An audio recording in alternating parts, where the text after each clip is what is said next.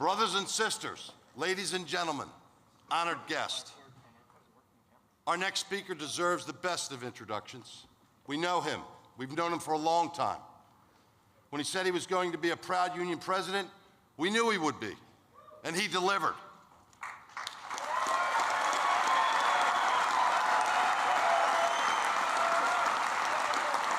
President Biden stabilized America and is taking us in a new direction that is a net benefit for not just the building trades, but all American workers.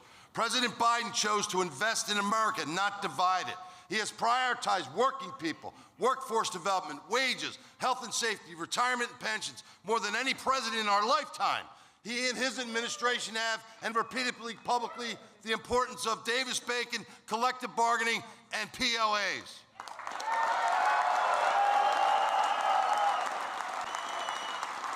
In the first months of his administration, he passed what I consider to be the most important and impactful piece of legislation for the poor, the working class of this country in my lifetime, the American Rescue Plan.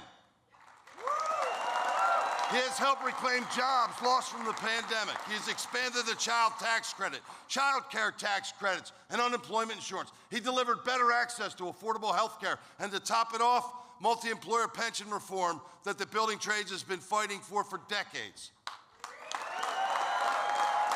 But he didn't stop there. Like many before him, he said he would get an infrastructure bill, but unlike the others, he got the job done.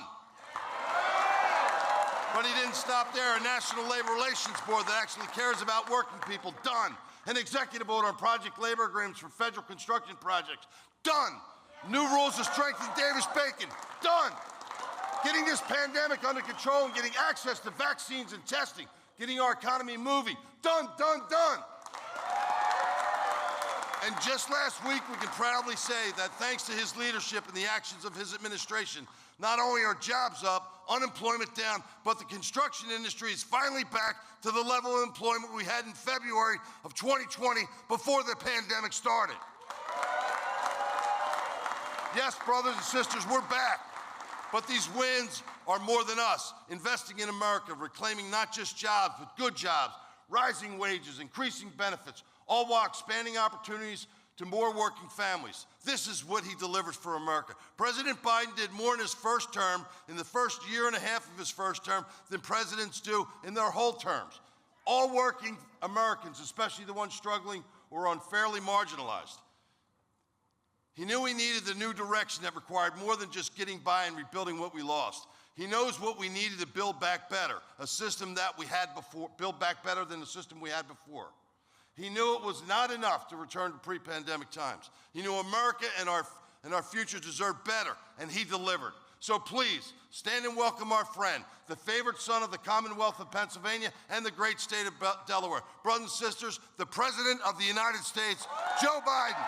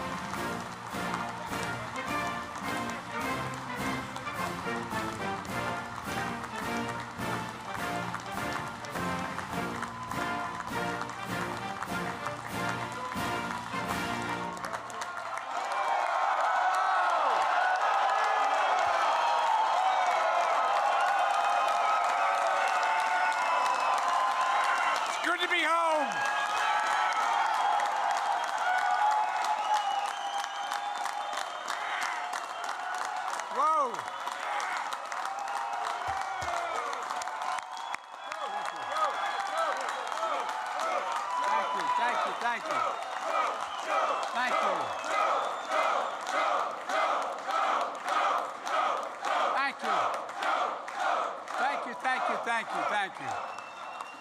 You better stop, I'll start believing it. Please have a seat if you have one. It's good to be home.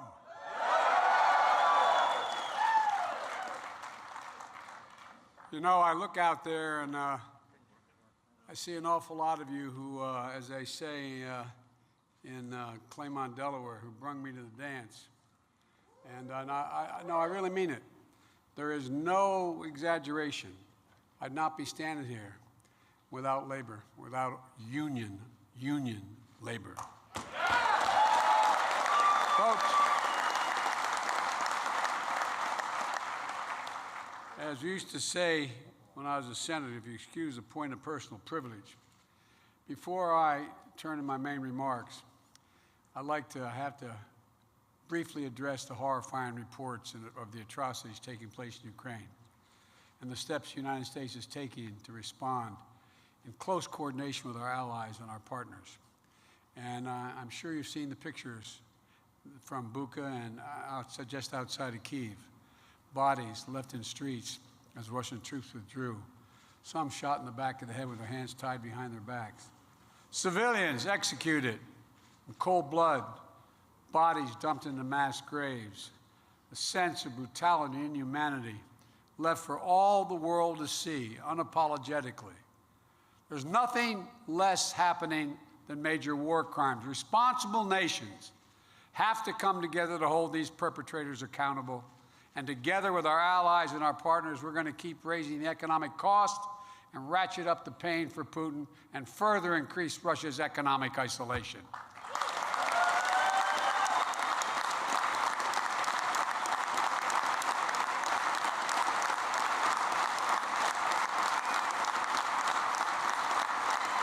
Folks, the steps we've already taken are predicted to shrink Russia's gross domestic product by double digits this year alone. Just in 1 year, our sanctions are likely to wipe out the last 15 years of Russia's economic gains. And because we've cut Russia off from importing technologies like semiconductors and encryption security and critical components of quantum technology that they need to compete in the 21st century, we're going to stifle Russia's ability and its economy to grow for years to come. Folks, this is the United States, and we're taking additional steps in lockstep with our allies and partners to raise the economic pressure on Putin. First, the United States will impose full blocking sanctions on Sberbank, by far the largest financial institution in Russia, and Alpha Bank, its largest private bank. We're locking down any accounts, any funds that those banks hold in the United States. They'll not be able to touch any of their money. They'll not be able to do any business here. And second, I'm going to sign an executive order that's going to ban any new U.S. investment in Russia. More than 600 private sector companies.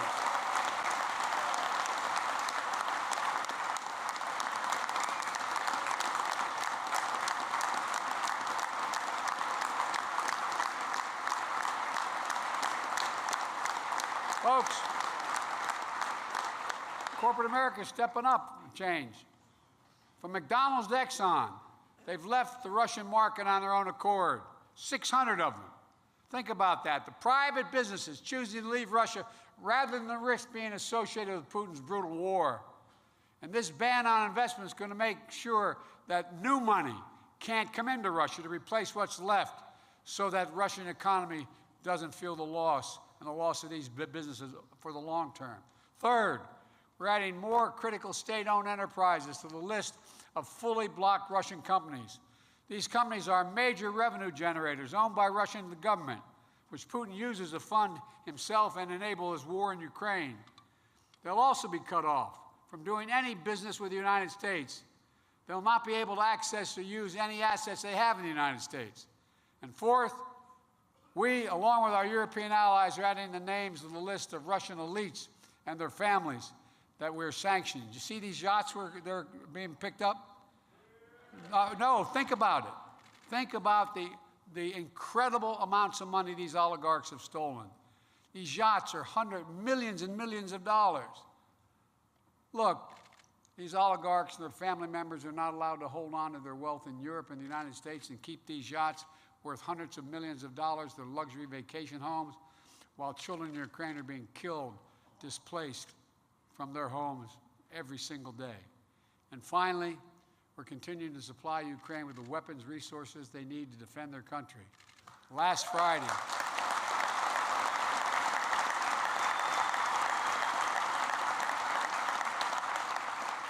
Last Friday, we announced millions in funding to procure new equipment for Ukraine. Advanced drones, laser-guided rocket systems. Yesterday, I signed another package to send more Javelin missiles, those shoulder-mounted missiles that can take out tanks and armored vehicles. To keep getting an uninterrupted supply to the Ukrainian military. You know, we won't be able to advertise every piece of security we give because our allies and partners are supplying to Ukraine through us. But advanced weapons and ammunition are flowing in every single day. And as you may have seen yesterday on television, when the Secretary of Defense was being cross-examined by one of our, how can I say it, our congresspersons, saying, "What have you done?" And he basically looked at him and said, "What the hell do you think we've done? Why do you think they're able to fight? We've trained them and we've given them the weapons." That's what's happening. Look,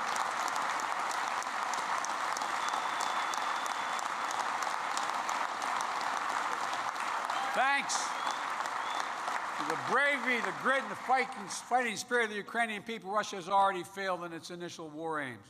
Russia wanted to take Ukraine's capital city, Kyiv, and topple its democracy and elected government. Today, Kyiv still stands, and that government still presides. This fight is far from over. Here's the point. This war could continue for a long time, but the United States will continue to stand with Ukraine and the Ukrainian people in the fight for freedom. And I just want you to know that. And by the way, if I got to go to war, I'm going with you guys. I tell you. I mean it. I want to talk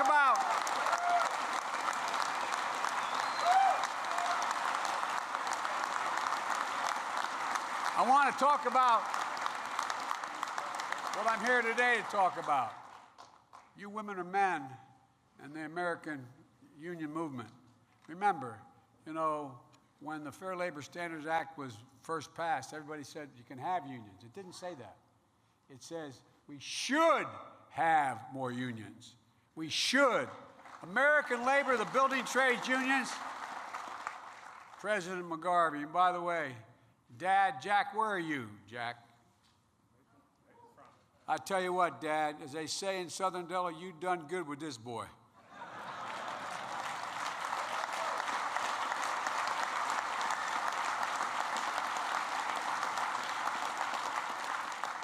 And you know, I just know Jack's a Philadelphia guy. You know why? I just asked Sean, I said, where? He said, well, he's down the shore. Now, if you're from Philadelphia or Jersey, you go to the shore. If you're from northern Delaware, you go to the shore. A little bit further south, you go to the beach. You go to the beach. You can always tell where someone's from. And Dad, I asked whether or not you, like my wife Jill is from Philly, still talks about Broad Street, the Broad Street Run, you know, and you see, and you know, Jeet, yet, you know. I had to learn to speak Philadelphian when I got married. But Dad, it's an honor to meet you from a distance here. Thank you. Thank you very much. Look.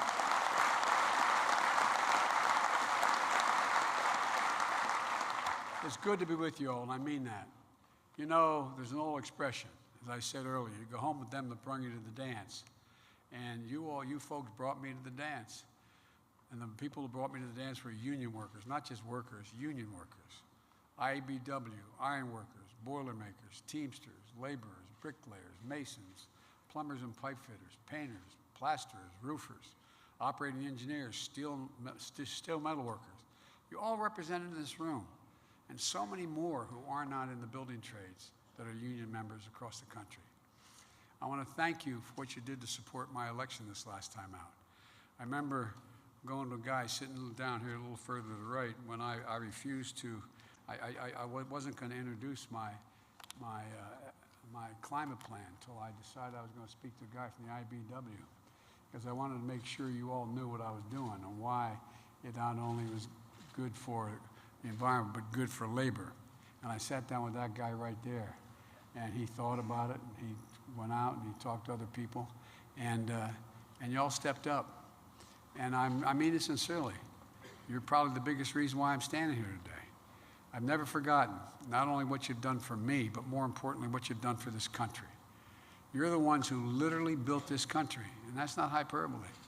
And you heard it 1,000 times when I was running for office, that we're going to build this economy, not from the top down anymore, but from the middle up and out. That's how you build America. Because we know that when the middle class does well, the poor have a way up and the wealthy are just fine. And that's exactly what we're doing. And by the way, the reason there is a middle class is because of unions. Unions. Fact. Unions. That's a fact.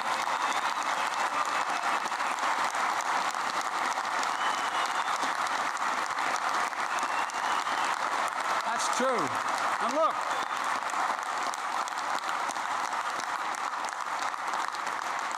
it's not only to provide a good living, but what you do more than anything else, my dad used to say, you allow people to have dignity, the dignity of their work, to be treated with respect.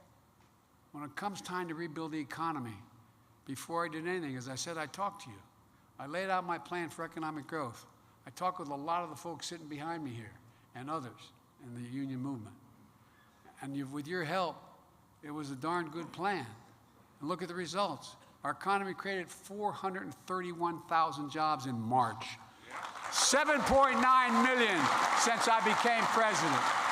More jobs in 14 months than any president in the history of America has ever created because of you. Unemployment's down to 3.6% from 6.4 when I took office. The fastest decline in unemployment to the start of the term of a president ever recorded because of you. And the economy grew 5.7% last year, the fastest growth in 40 years. I know people are still hurting. I'm not unaware of it. As my dad would say, every time that price of the gas went up at the pump, guess what? It was a conversation at our kitchen table that mattered. It affected outcomes. It affected what we did. But in the process, we were able to cut the deficit by $360 billion last year. And it's been a long, tough stretch, but Americans are back to work. Our economy has gone from being on the mend to being on the move. It started with the American Rescue Plan. When I took office in the midst of the worst economic crisis since the Great Depression, you all remember the lines of cars stretching for miles, waiting for a box of food to be put in their trunk. Not just poor folks, folks across the board waiting for that box of food. Because the American Rescue Plan helped 41 million Americans put food on their table. Because of the American Rescue Plan, we helped keep a roof over the heads of 4 million people.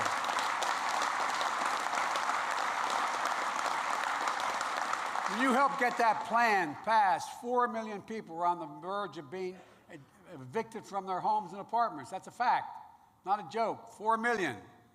The rescue plan put money in the pockets of hardworking Americans who thought, through no fault of their own, were in trouble, giving families what my dad used to call just a little bit of breathing room, just a little bit of breathing room. Because of the rescue plan, we had the best year of state and local growth in 20 years, adding back 467,000 jobs, and educators, firefighters, police officers who were laid off got back in the job. You made a gigantic difference. In addition, because of the rescue plan, 320,000 construction jobs last year. 320,000.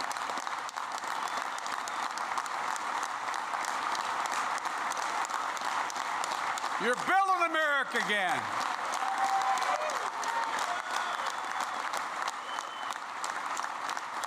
I meant what I said. We're the only nation in the world that's come out of every serious problem we've had stronger than when we went in. And there are now more construction jobs today than we had before the pandemic. The leading financial firm, Moody's, Wall Street, estimates that because of the rescue plan, 4 million more jobs were created, and unemployment is 2% lower than it would have been had we failed to act. But look, that wasn't all we did to the rescue plan. We also included the law called the Butch-Lewis Act. You know what it is, most people don't. To ensure that as we rebuild America, we upheld a promise to secure a dignified retirement for millions of workers and retirees all across America, protecting pensions. You all worked so damn hard for, you sacrificed to secure. And it didn't stop there, because We can't compete for the jobs of the 21st century if you don't fix our infrastructure. That's why it was so important to pass the bipartisan infrastructure law. You know, and now, not only is it infrastructure week finally arrived, it's infrastructure decade. Infrastructure decade. No, for real. Already.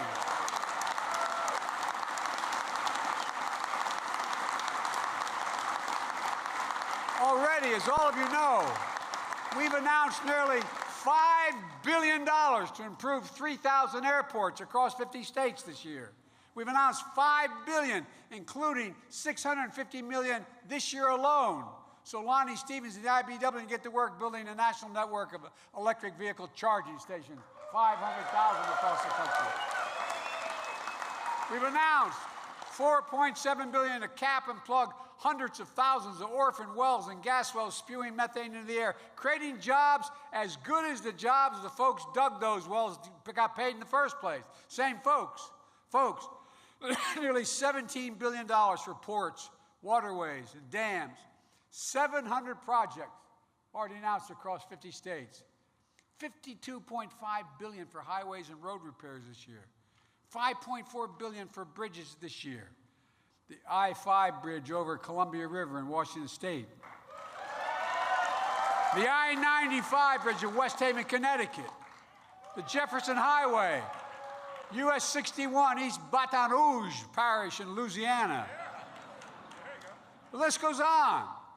Not only that, we're getting rid of poisonous lead pipes in 10 million homes and 400,000 schools and child care centers.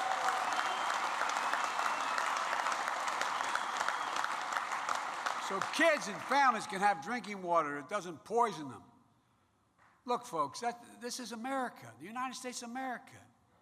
We're investing $65 billion to deliver affordable high-speed internet everywhere in America, urban, rural, suburban, tribal communities. You can't be a country where a mother has to pull with her child up in her car to a McDonald's parking lot to connect to an internet so the kid can do their homework. I mean, think about that. It's the United States of America. Look, this law puts an end to that and creates thousands of jobs doing it, good-paying jobs. And look, what this means for all of you is jobs, good-paying union jobs, jobs you can raise a family on, jobs you can't be outsourced. This is about more than rebuilding our infrastructure. It's about rebuilding our middle class. I'm so sick and tired. I was raised by a dad, not a joke, who when things would go bad, I remember we weren't poor, but we lived in a 3-bedroom split-level house with 4 kids and a grandpa living with us. And looking back on it, we thought it was great, but I wonder how my mom and dad thought about it. And I remember one night, true story. Remember on my headboard, the bunk bed I was in, we had 2 sets of bunks in our room. And one was up against the wall that divided between my mom's bedroom and ours. And I could tell my dad was restless. I could hear him. And I asked my mom the next morning, what was the matter?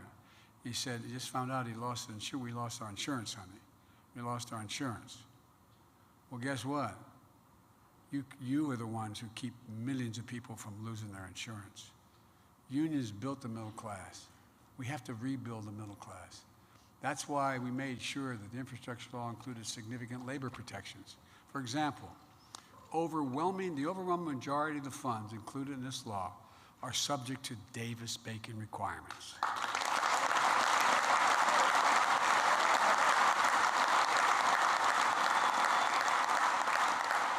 And by the way, as you may remember, when the President Obama asked me to do the Recovery Act back in our administration, the previous one, we didn't do any you guys didn't do. If they wanted the money, they had to show me that they were doing it and paying a prevailing wage. As you know, that means folks who are rebuilding the country are going to earn a prevailing wage now. And by the way, the Labor Department, led by a proud former president of the Labor's Union 223, Marty Walsh. Yeah.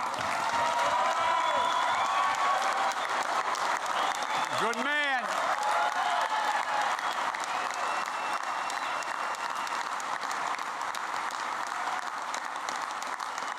If I'm in a foxhole, I want Marty next to me. Look, he recently proposed a new regulation to strengthen prevailing wage. Another thing the law does is help expand registered apprenticeships. Wasn't it wonderful when business said, don't worry, we'll do the apprenticeships? Wasn't that a great, generous thing for them to do early on? Well, come on, man. Union partnerships that allow workers to earn while they learn, that matters. Because laying a strong foundation for the future of this country is about more than having strong roads and bridges, ports, and airports that can compete with any in the world. It's also about making sure that here in America, folks who work hard and live their lives, they have an opportunity to live it with dignity and respect. That's what unions are about, in my view, about providing dignity and respect for people who bust their neck. That's why I created the White House Task Force on Worker Organization Empowerment, to make sure the choice to join a union belongs to workers alone. And by the way,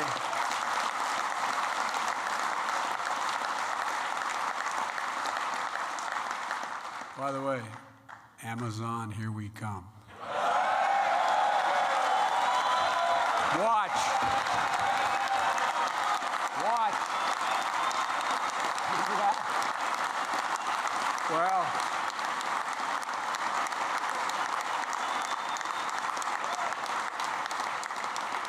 it's why I've called on Congress to finally pass the PRO Act and send it to my desk.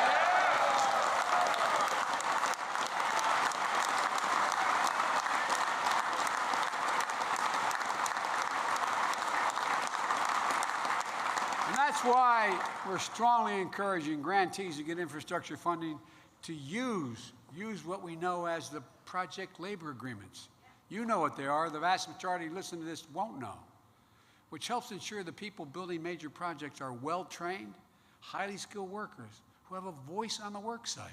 Look, you all know why this matters. Union members get higher wages and benefits like health care and insurance and paid leave, protections against discrimination and harassment, safer, healthier workplaces. But there's another reason, the basic American reason. Workers who join a union gain power, the power over decisions that affect their lives. When you've got a union, workers' voices are heard and heeded. Unions provide, in one word, democracy in the workplace. Organizing. Joining a union, that's a democratic and democracy action. Unions aren't just good for workers who join them.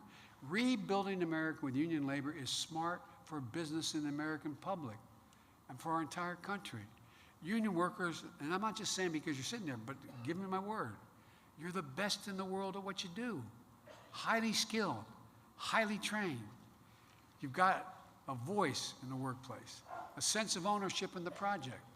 When union workers are on the job, projects are completed efficiently and they're completed professionally. That's good for the American taxpayer. It's good for families in every neighborhood where infrastructure projects are underway. And so we're going to keep investing in you and your families. We can and we must do more. For example, there are nearly 1.2 million extremely qualified women who haven't returned to the workforce. There's a simple reason. There's no affordable child care for them. Many families pay up to, in this city and other major cities, they pay up to $14,000 a year for one child. When I got to the Senate, as some of you know, right after I got elected in November 17 and December 18th after that election, I got a phone call saying my wife and daughter had just been killed. A tractor trailer broadsided them and my two boys weren't supposed to make it. My boys did make it, thank God. But the point was, everybody thinks I commuted every day because I was this good father wanting to go home. That's true, but I couldn't afford daycare. So I had my mom and my sister and my brother. I had to do it from home. I had no choice. And I was making a good salary. I think at the time we were making $42,000 a year, which was a fair amount of money. I couldn't afford child care.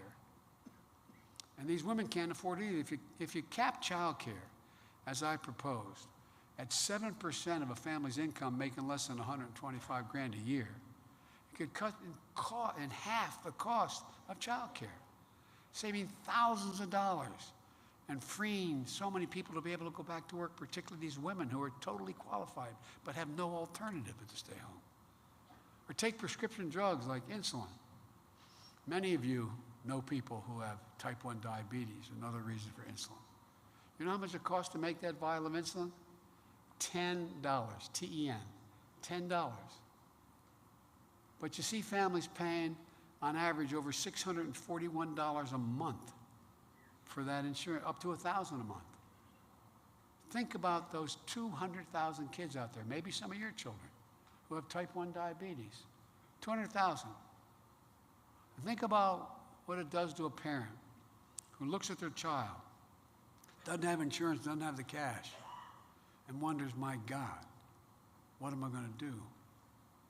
Have no idea how we're going to pay for what we need so desperately. It not only puts the child's life in jeopardy, it strips you of your dignity. How can you look at your child knowing they need this, but there's no way? You don't qualify for it because you're making some money, but you don't have enough money to pay for that monthly bill. It's easy. We can cap insulin at $35 a month. They'll still make 350% profit. Look, there's so much more we can do if we let Medicaid be able to do what they do. Those of you who are veterans, they negotiate. Veterans Administration negotiates with Medicare for the price they charge. It's a big deal. They still make a lot of money. But what's going on now, we can do it all without adding to inflation. We don't have to believe me about that. 17 Nobel laureates in economics within the last 6 months wrote to me independently and said, guess what? If you do what you're talking about, it will not only not increase inflation, it will reduce the impact of inflation. We can do this without raising a penny in taxes on anyone making under $400,000. We have to do it. All we have to do is ask the wealthiest Americans among us in major corporations to pay their fair share, just a little bit more. Really, not a joke.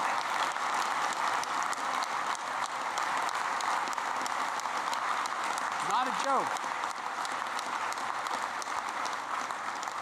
I made a commitment. No one making less than $400,000 in my administration, while I'm president, will pay a penny more in taxes. That's why I held up the passage of the infrastructure bill. They wanted to add a fee for highways. I said, no, ordinary people are going to be paying for that. I'm not for that. We got to have everybody chip in and pay their fair share. Look, folks, there's no reason why when someone making $10 million a year should pay a lower tax rate than a married couple who are a firefighter and a school teacher. But that's how it works.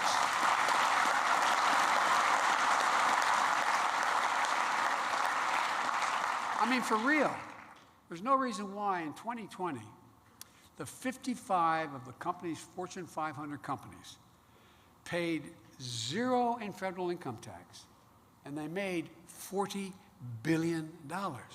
Zero. Zero. Look, I'm a capitalist. If you can go out and make $1 million or $1 billion, go at it. But for God's sake, chip in and pay your fair share.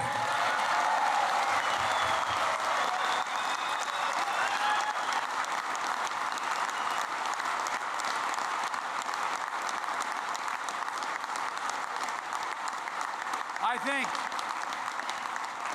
a lot of my friends are registered Republicans living out there. They think that too.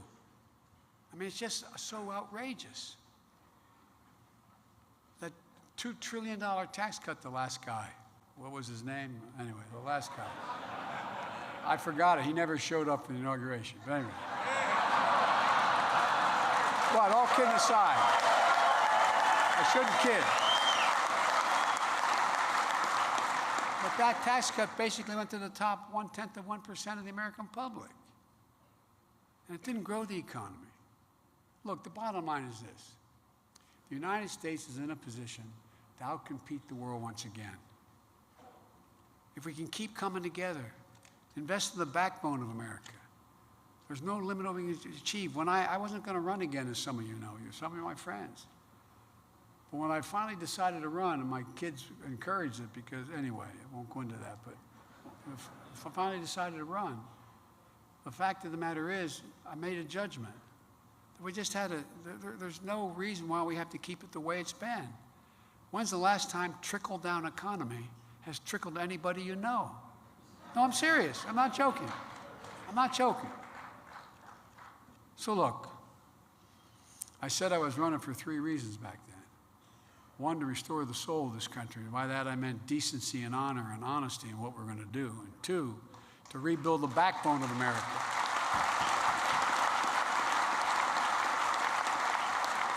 To rebuild the backbone of America, which is the middle class and working people. And 2 and 3, to try to unify the country. That's been the hardest thing so far. Not a joke. But we're going to get there, because you can't have a democracy function unless you can generate consensus. You ultimately have to unify it, as angry as I sometimes get. So look, America, this is a fact. America's always counted on union workers. And given just half a chance, you have never, ever, ever, you've never let the country down. We're counting on you again. And you can count on me to keep fighting for you, I promise you. And folks, let's continue giving working families a fighting chance. Let's face the challenge ahead. And let's keep building a better America. And one last thing. We're announcing today an investment through the infrastructure law. The largest investment in public transit in American history, $20.5 billion. It's going to accomplish 2 big things. Create more good union jobs using products made in America and reduce pollution at the same time while making it safer and easier for folks to get to work. Let's keep going. Let's keep building. Let's keep it on the way. Thank you, thank you, thank you. May God bless you, and may God protect our troops. Thank you.